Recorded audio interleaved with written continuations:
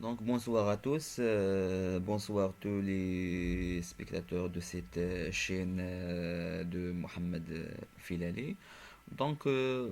Aujourd'hui on va parler sur le deuxième chapitre, c'est les séismes et leur relation avec la tectonique des plaques. Donc dans le premier chapitre nous allons voir la théorie de la tectonique des plaques. Maintenant, on va entamer le deuxième chapitre, c'est les séismes, c'est-à-dire الزلازل وعلاقتها بتكتونيات الصفائح.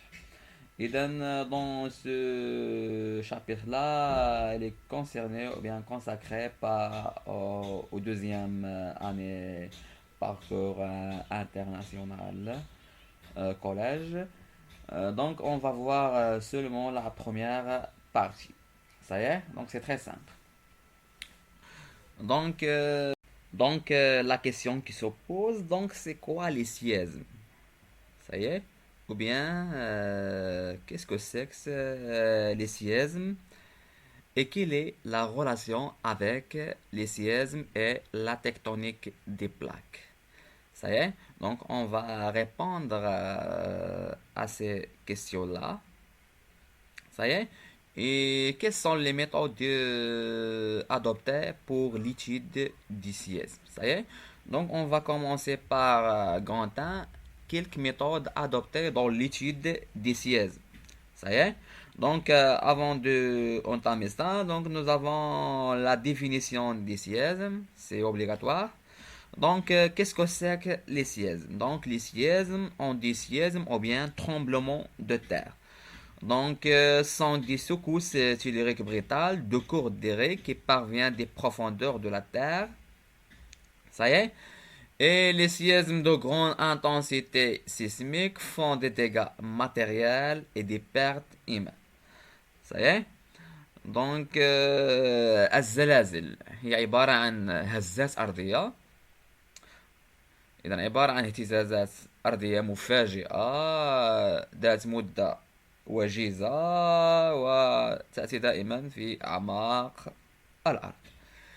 والزلازل ذات الشدات الكبيرة فهي تخلف خسائر مادية وخسائر بشرية. Ça y est, c'est ça la définition des sièges. Donc c'est très simple. Ça y est, donc la première des choses, elle doit être connue. C'est quoi un siège? Maintenant, on passe directement à l'estimation de l'intensité sismique ou bien l'estimation de l'intensité des sièges. Donc, pour toujours, l'estimation de l'intensité sismique se fait par deux échelles. La première échelle, c'est l'échelle MSK.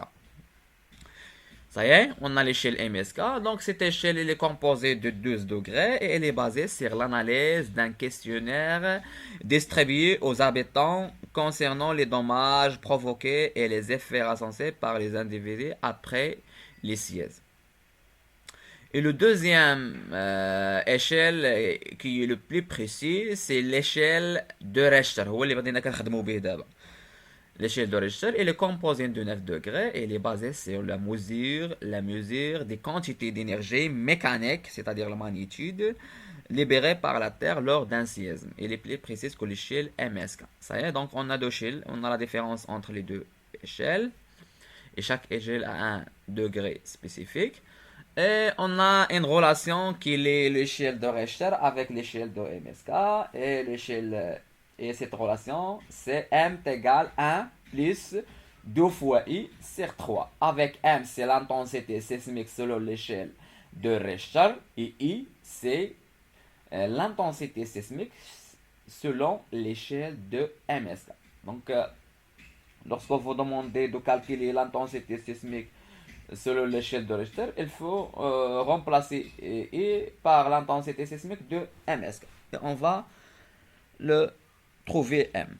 Donc 3, l'enregistrement des séismes. Donc l'enregistrement des séismes se fait par un appareil appelé le sismographe. Vous voyez que le sismographe dans l'image il est constitué de potence et de masse enregistrer l'ordre avec un stylo et un papier enroulé sur un cylindre et le socle. Ça y est? Donc, l'appareil qui fait l'enregistrement des sismes appelé le sismographe. Donc, c'est un appareil fixé sur le sol et lors d'un sisme, le pendule, c'est-à-dire la masse. Le pendule du sismographe bouge, ce qui entraîne la vibration du stylet. Celui-ci trace sur le cylindre un enregistrement appelé le sismogramme. Ça y est? دونك الجهاز اللي كيقيس لنا الزلازل سميتو لو سيسموغراف. وملي كيوقع مثلا واحد الاهتزاز ديال الارض وكيسجل لنا داك السيلو على داك الورقه اللي كتكون ملفوفه على لو سيلندر، هذيك الورقه اللي كنحصلوا عليها واحد التخطيط كنسميوها لو سيسموغرام. لو سيسموغرام. Ça y est? Donc c'est très simple. Donc à partir, on prend cette sismogramme et on fait l'analyse.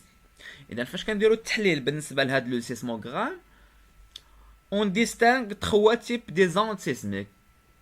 صافي؟ إذا كيمكننا نشوفوا على أن هناك ثلاث موجات زلزالية. Les ondes sismiques ou bien les ondes primaires P, les ondes secondaires S et les ondes de longue L. P, elle est caractérisée par une faible amplitude et une grande vitesse. S, caractérisée par une amplitude moyenne et une vitesse inférieure à celle de P. Et les ondes de longue L, caractérisées par une grande amplitude et une vitesse faible. C'est quoi l'amplitude? L'amplitude هي داك المسافة العمودية اللي كاينه من مثلا عندنا بي عندها واحد لومبليتيد صغير، راكم عندكم في الرسم تما عندكم واحد لومبليتيد صغير، واحد المسافه صغيره، واحد العلو، هو داك العلو اللي كاين في داك التخطيط. العلو ديال التخطيط كيكون قصير. اس داك العلو مويان، و ال عندها راك تشوفوا في ال موجات دو لوف devant les dessins عندكم واحد العلو كبير. Ça y est? Donc nous avons terminé cet exercice. Merci de bien écouter et merci à votre